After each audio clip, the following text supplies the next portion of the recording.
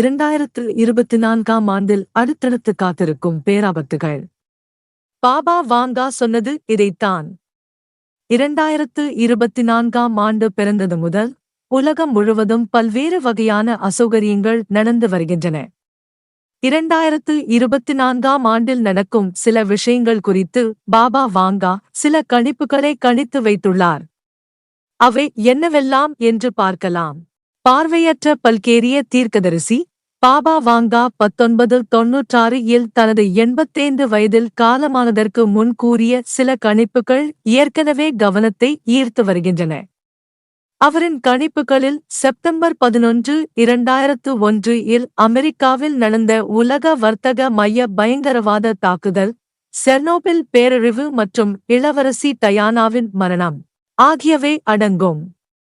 இந்நிலையில் 2024ஆம் ஆண்டு பற்றியும் அவர் சில கணிப்புகளை கணித்து வைத்துள்ளார்.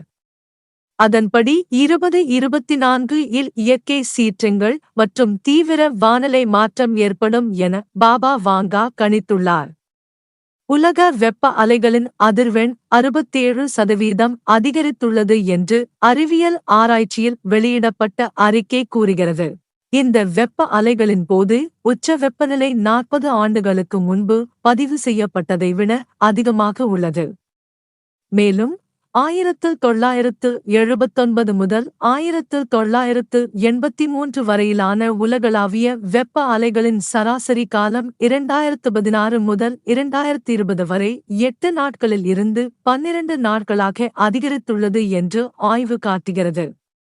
2024ஆம் ஆண்டு வெப்ப சாதனையை முறியடிக்கும் என்றும் மதிப்பிடப்பட்டுள்ளது. 1996 இல் பாபா வங்கா இறந்தபோது இன்டர்நெட் அதன் ஆரம்ப நிலையில் இருந்தது. ஆனால் அதைப் பற்றியும் அற்புதமான கணிப்புகளை அவர் கணித்துள்ளார். அதில் சைபர் தாக்குதல்கள் அதிகரிக்கும் என்று அவர் கணித்துள்ளார். முக்கியமான உள்கட்டமைப்பு மீதான இந்த தாக்குதல்கள் சர்வதேச பாதுகாப்பிற்கு ஆபத்தை விளைவிக்கும் என்றும் அவர் கணித்துள்ளார். உலக பொருளாதார சக்தியின் கூட்டமைப்பு மாறும் என்றும், உலக நாடுகளிடையே அரசியல் பதட்டங்களும் கடன் சுமைகளும் அதிகரிக்கும் என்றும் வாங்கா கணித்துள்ளார். இவை அனைத்தும் 2024 இல் பெரும் பொருளாதார பேரழிவை ஏற்படுத்தும் என்றும் அவர் கூறியுள்ளார். நூறாயிரக்கணக்கான அமெரிக்கர்கள் ஏற்கனவே பணவீக்கத்தின் பிடியில் இருப்பதாக அலையன்ஸ் லைஃப் கணக்கெடுப்பு சொல்கிறது. அதில் அமெரிக்கா, ஜப்பான் உள்ளிட்ட உலக நாடுகள் கடும் பொருளாதார நெருக்கடியை சந்தித்து வருவதாக தகவல்கள் தெரிவிக்கின்றன.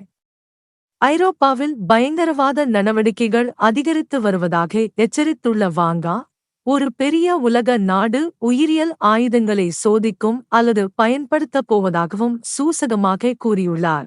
உக்ரைன் மீதான ரஷ்யாவின் படையெடுப்பு மற்றும் இஸ்ரேல் ஹமாஸ் மோதல் ஆகியவை தற்போது முக்கிய பிரச்சினைகளாக உள்ளன.